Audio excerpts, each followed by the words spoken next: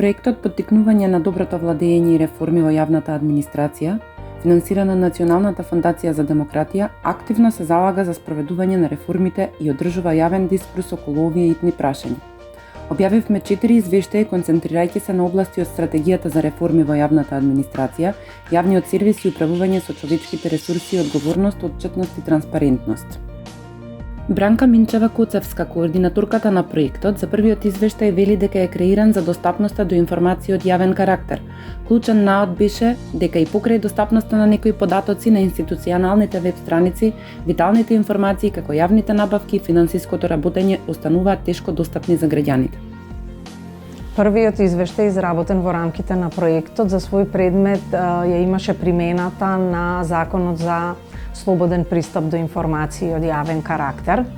Анализата на податоците собрани во овој процес на следење покажа дека се уште се бараат голем број на податоци од институциите, односно граѓаните бараат податоци од институциите.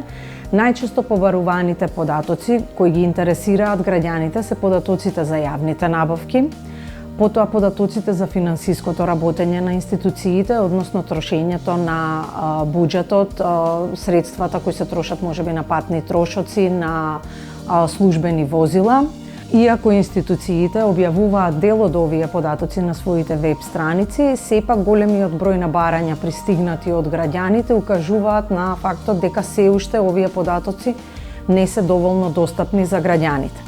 Како резултат на собраните податоци, Центарот за управување со промени во соработка со канцеларијата на заменичката на председателот на владата задолжена за политики на добро управување и Агенцијата за заштита на правото за слободен пристап до информации од јавен карактер подготви упатство за подобрување на транспарентноста на институциите, во кој на систематизиран начин се представени институциите кои треба да бидат објавувани од страна на институциите согласно членот 10 од Законот за слободен пристап на информации од јавен карактер. Извршната директорка Неда Малеска-Сачмаровска ја истакнува улогата на високиот менаџмент во јавните институции, укажувајќи на вознемирувачкиот тренд на привремени именувања на постојани извршни позиции, несоодветното регулирање на раководните назначувања и потенцијалното политичко влијание. Високата раководна служба и управувачките структури на институциите, а тоа се управните и надзорните одбори, имаат клучна улога во раководењето и управувањето со јавните институции во јавниот сектор. Тие практично ги следат ризиците, го следат финансиското работење на институциите и вршат надзор врз работата и од тука е исклучително важно да се регулира нивната работа и да се регулира начинот и постапката на кој што се избираат и назначуваат овие клучни лица во нашите институции, во нашата држава. Истражувањето на Центарот за управување со промени покажа дека на клучните позиции, како што се извршните директори на институциите во јавниот сектор, огромен број од овие функции ја вршат се назначени на принципот на вршител на должност, институт кој што треба да е привремен, а не постојан. Истражувањето воедно покажа дека начинот на кој што се регулирани назначувањата на управните и надзорните одбори не е доволно регулиран и не постојат определени стандарди, што упатува на тоа дека политиката има големо влијание во назначувањето на овие клучни структури наместо стручност.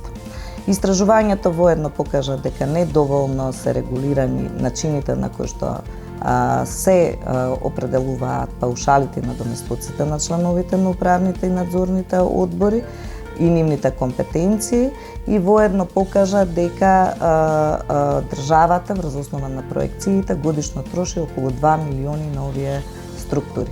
Од тука истражувањето особено истакнува важноста да се регулира начинот на кој што функционираат овие тела, да се засили нивната функција онаму каде што е потребно во делот на надзор и контрола на работењето на институциите, а во голем број од институциите каде што нема потреба, ваквите структури треба да се укинат и да се оптимизира и рационализира јавната администрација.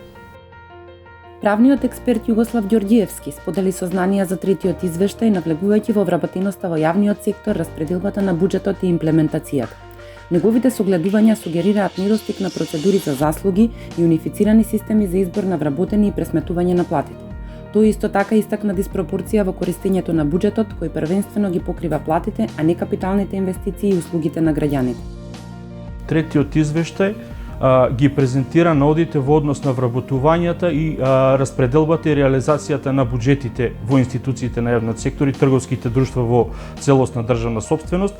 Генералните наоди укажуваат дека недостасуваат мерит процедури за селекција на вработените на сите категории вработени, во кои што компетенциите ќе бидат основа за селекција при вработувањето. Недостасува унифициран систем и методологија за утврдување и пресметка на платите на вработените. Во однос на реализацијата и распределбата на буџетите, податоците покажуваат дека најголем дел од средствата се трошат за плати и надоместоци на плати на вработените, додека многу помал дел од буџетот се насочени кон капитални инвестиции и услуги и кон граѓаните. Препораките генерално се воспоставување на мерит поставки за вработување, утврдување на системски унифицирани правила и методологија за пресметка и утврдување на плати, како и утврдување на критериуми и процедури за утврдување и распределба на буџетите, кои што ќе бидат сервисно насочени, односно поголем дел од средствата да бидат насочени кон услуги кон граѓаните. Универзитетската професорка Наталија Шикова го представи четвртиот извештај, кој пак се фокусира на правичната застапеност во јавната администрација.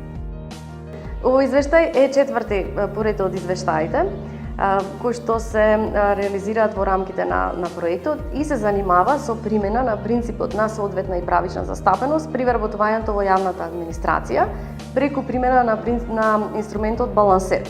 Извештајот дава критички осврт и окажува на определени недостатоци на примена на инструментот, како на пример не обезбедува соодветна и правична застапеност за помалите заедници во администрацијата, а од друга страна нотирани се чести злоупотреби во смисла на промена на етничката припадност за потребите на одредено вработување.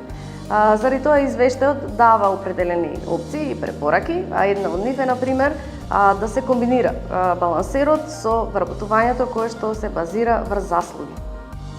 Нашите извештаи фрлаат светлина на итните прашања кои бараат заеднички напори за подобрување на јавната администрација. Со континуирана поддршка од граѓаните можеме да поттикнеме поефикасни, транспарентни и услужни јавни институции.